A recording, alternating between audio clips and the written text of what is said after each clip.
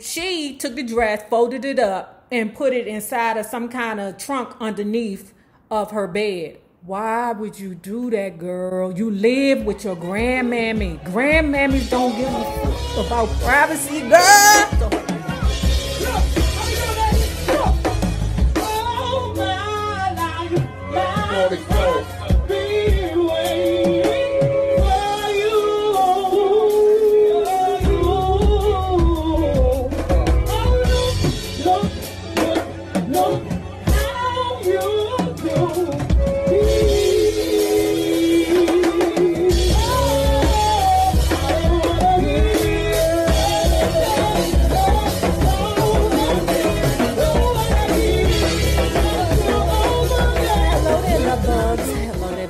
If you have not already done so, please remember to like, share to Facebook, and subscribe, because it is so important to our success here on the YouTube.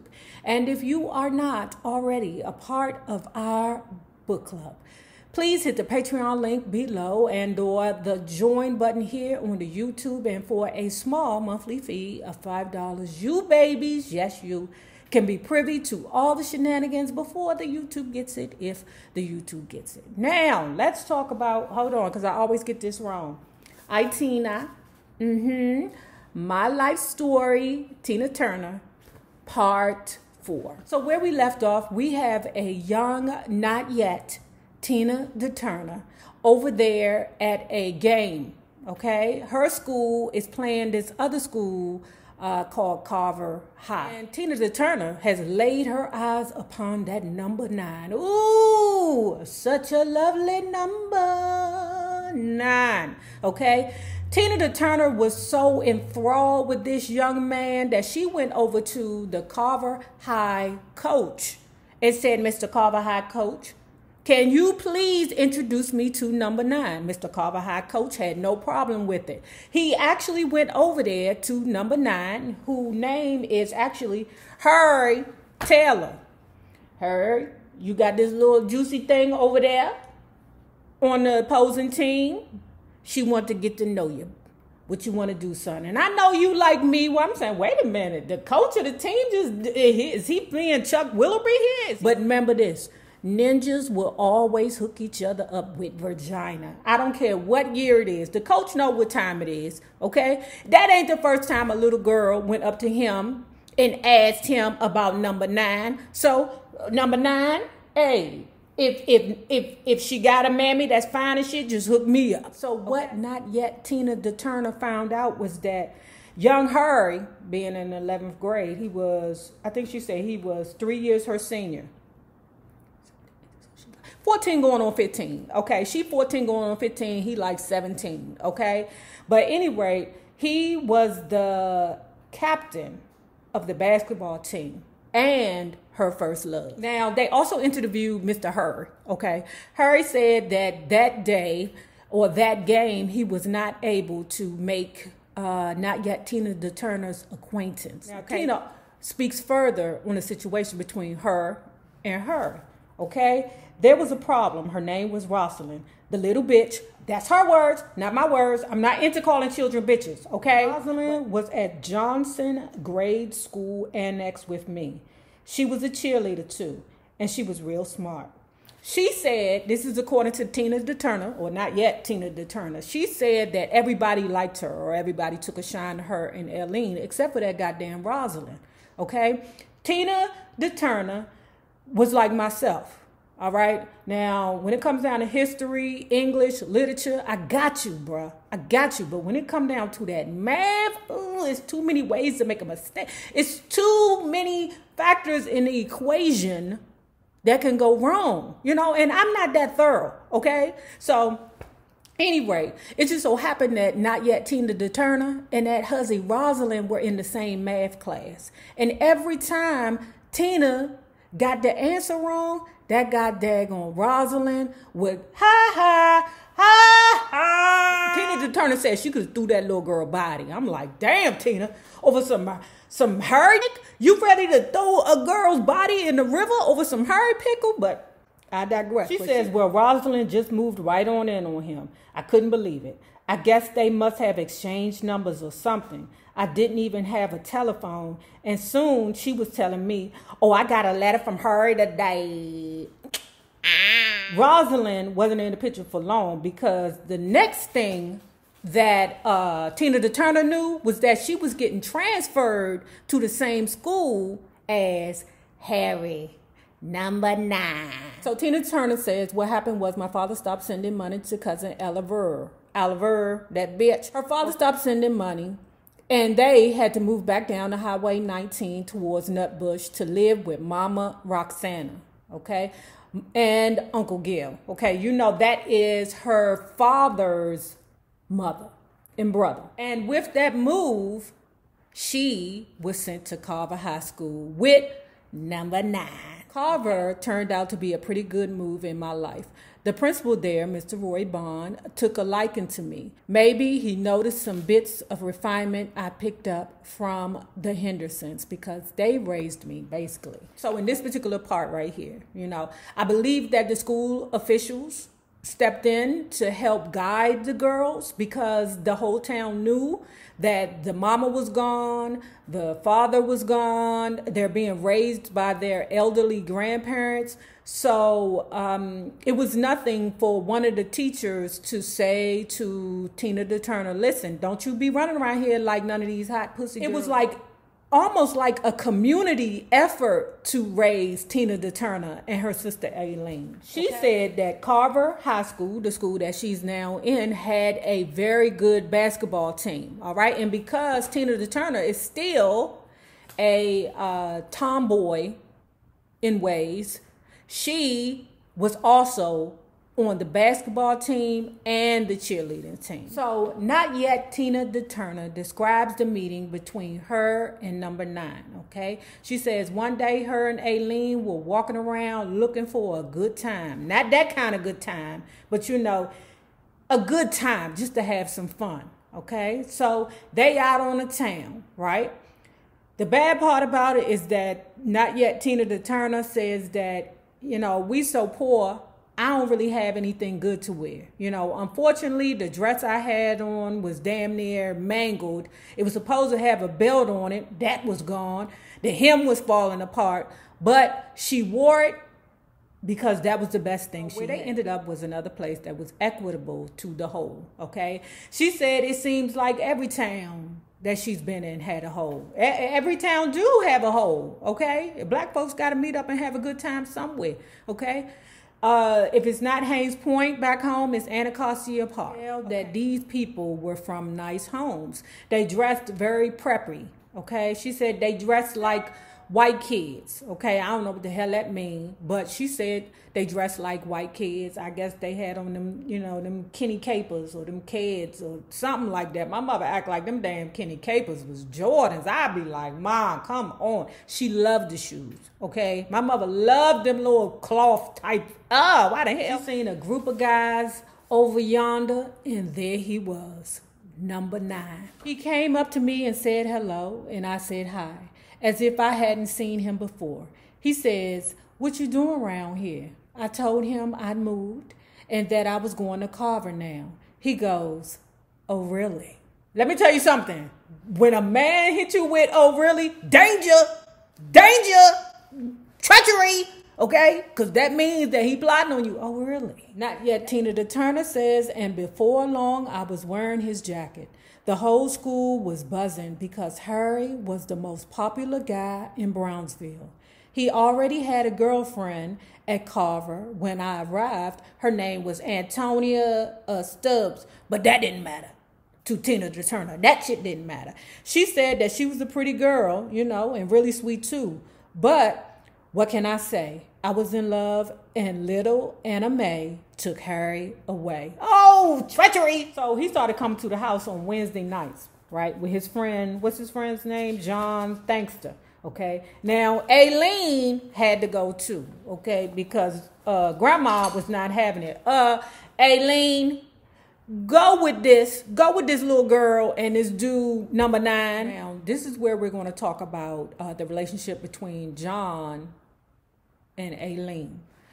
Tina the Turner says, I don't want to say that Aileen was one to go to bed real fast, but she had a lot of dates, you know.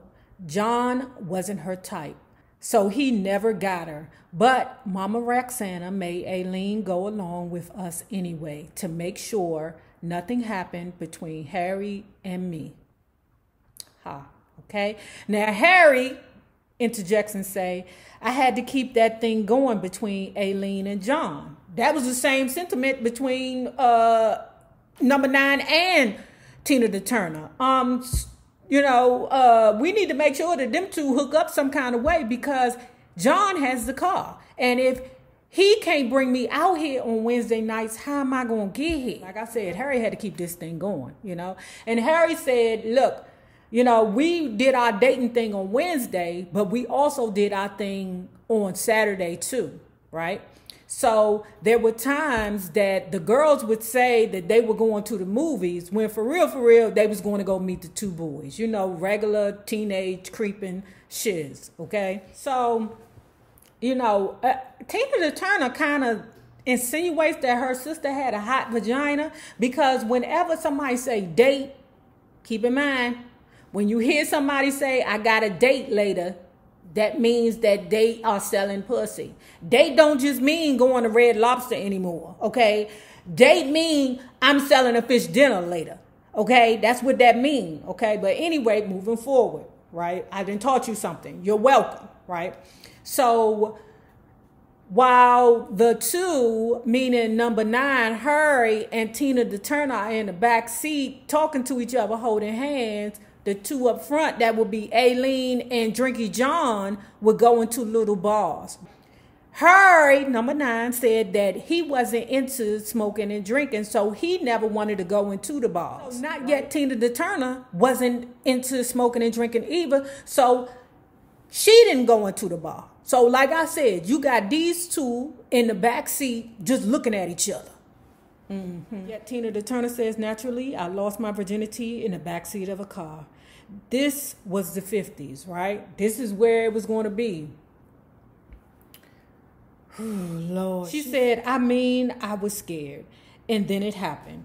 Well, it hurt so bad, I think my earlobes were hurting. I was just dying. God.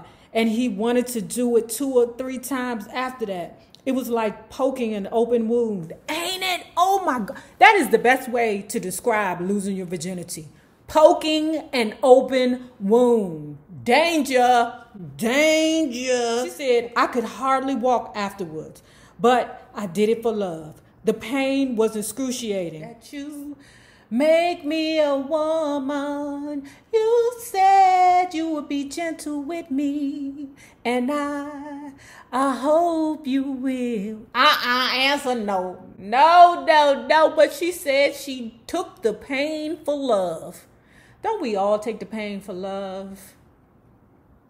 Then we realize, wait a minute, hold on. And then, like, let me just sidebar, hold on. You know, when you're a virgin, you don't know, the sizes. You know what I'm saying? I'm going to tell you, I lost my virginity to a very, very,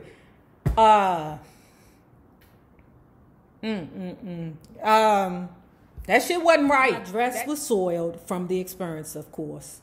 She said she tried to take it home and hide it. No, why did you hide the dress, you dumb bitch? You're supposed to wash the shit out, okay? Or burn it, okay? Because it was stuff all over the damn dress. Oh, my God. Okay, but she young, she dumb, okay? And when you that dumb, you really shouldn't be giving, nobody your virginities, okay? But anyway, so she took the dress, folded it up, and put it inside of some kind of trunk underneath of her bed. Why would you do that, girl? You live with your grandmammy. Grandmammies don't give a fuck about privacy, girl. So her grandmother found it and had a friggin' fit. Tina the Turner tried to say, "Oh no, mama, no. I'm bleeding. I'm on my period." Because them grandmammies and them mothers, they be clocking your period. Okay, it's the 2nd of the month. What's going on, Nene? What's going on? Where you at? Ma, no worries. We good. We good. She said that Mama Roxana was no dummy. She knew exactly what it was. Yeah, because Mama Roxana didn't had her, her situation done before too. You think she's stupid? That kills me how young people think that the old heads, we don't know shit. We did it before you, baby. And sometimes we do it better than you. Okay? You can't get over on people that's already done the bullshit. But they think we old and dumb and we don't know shit. Just because we don't know how to work our goddamn phone don't mean that we don't know juice when we see it. After that, grandmother put her foot down. That little boy, Harry, can't come over here no more on a Wednesday night, okay? And if he do, it's going to be a long time. Because we know when he come to pick you up, he going to have his pickle in his hand. Turns out that Mr. Harry, number 9, was a Scorpio. Danger! Danger! Oh, my God. You lost your proximity to a Scorpio? Oh, girl, God bless you. God bless you. Tina Turner said she later learned that Scorpio men are a pain in the ass. Harry was kind of a playboy because he was so popular in school, and after he got what he wanted from me, I think he lost interest. Another girl moved in and started breaking us up. It was C.L. Jane. C.L. Jane played on the basketball team with her, okay? She said this went back and forth for a while. He'd break up with her to come back to me, then go back to her again. Then he guaranteed me and went into the Air Force. She said while he was in the Air Force, they was even talking about marrying each other, okay? Answer no, because he's a Scorpio. They play mind games with you to see how strong you are, okay? And added the May, not yet Tina the Turner, he got you. Hold tight. Guess what? Harry and Teresa got married. Teresa was the other girl at school. I had thought Harry was back with me, but I guess he was still fooling around, and Teresa had gotten pregnant. So they got married. Now, she said when she got the news, she had to be as strong as she could. She couldn't let them niggas know that she was bothered down there to the school, okay? Because the whole school knew that number 9 had left, joined the Air Force, and, you got these 2 girls fighting over him, the girl that she was on the basketball team with, and then all of a sudden he marries this other girl named Teresa. When did she get into the equations? That's why I don't like math, y'all. It's too many opportunities to go wrong. Now, Tina Turner goes on to say, I didn't really like the grandmother I was living with. Aileen was graduating and moving to Detroit to live with some relatives and be near our father. And now Harry was gone, so I just moved. Finally moved in with Mama Georgie, back on the Poindexter farm where I'd always wanted to be. Now, Grandma Georgie is the maternal grandmother. Okay. And remember, she always wanted to be with the maternal grandmother because she felt that she was loved. But by the time she moved back to Grandma Georgie's house, Grandma Georgie was burnt out. You could imagine. She didn't raise her children. All right. She in her feelings because she lost Margaret and Evelyn in the car accident. Okay. Evelyn is, just a reminder, Evelyn is Aileen's and not yet Tina the Turner's older half-sister that was living with Grandma Georgie because, her mother had decided to, just leave her with Grandma Georgie. But Grandma Georgie is basically beat down because Evelyn, when she died, she left Grandma Georgie with her baby, okay? So Grandma Georgie don't have any more energy to give to none of her grandchildren, okay? She already raising her great-grandbaby. Now, this came the problem, okay? Remember, she's back on the Poindexter farm, right? That's the big white man that started it all, okay? That's where her entire family worked. They were farmers on the Poindexter farm, okay? Especially her daddy. He was like the head sharecropper or whatever that is. So all the while, not yet Tina the Turner is still working for the Hendersons. That's that good white family that basically helped to raise young Tina also, okay?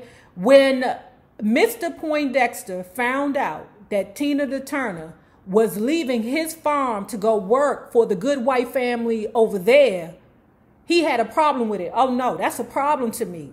So you mean to tell me you can't work for me, but you can, trot your ass over there to the Hendersons and work for them. That's a concern for me. If you live on a Poindexter property, then you need to be working for the Poindexters. So again, like I'm saying, she's still working for the Hendersons, okay? The Hendersons decided to take young Tina with them on a family vacation to Dallas, Texas. While she was away on this trip, Mama Georgie had passed, okay? Oh God. Oh my gosh. What's next for Tina to turn? Well, of course, my mother came down for the funeral. By this time, with Daddy completely out of this picture, she had started sending clothes here and there and a little money occasionally. And I'd sort of start feeling a little bit better about our relationship. So she came down from the north, from St. Louis, and she was beautiful. Ma wanted me to go back and live with her in St. Louis.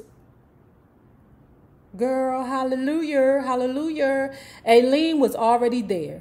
She hadn't stayed in Detroit too long, and so I decided to go. I felt I outlived Tennessee. There was nothing there for me anymore. Nothing but Mama Roxana and Uncle Gil. So I left. So, she ain't got no problem with leaving Mama Roxana and Uncle Gil. So St. Louis in the mid-50s was a fairly sedate place.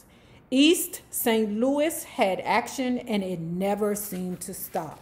The nightlife at the places like the Blue Note and the Birdcage, the Sportsman and the Lakeside, and all kinds of jazz clubs, to Perry's Lounge in Eagle Park, to Kingsbury and Garrett's Lounge in Madison. Some of those places didn't even have keys to the front door. Anna Mae Bullock, 16 years old and fresh from the backwoods of Tennessee, knew nothing of such high life upon arriving in St. Louis to live with her mother. She would soon learn, however, that entry was provided by her sister Aileen. Aileen was already employed as a barmaid at a local club. Aileen would rave about what she considered to be the hottest band in town, the Kings of Rhythm, led by a wiry little guitarist named Ike Turner. Now, if you have not already done so, please remember to like, share to Facebook, and subscribe, because it is so important to our success here on the YouTube. Now, remember this. The same people that you meet on the way up will always be the same people that you meet on the way down, my naysayers, my patron loves. You babies, y'all have a good one. Peace.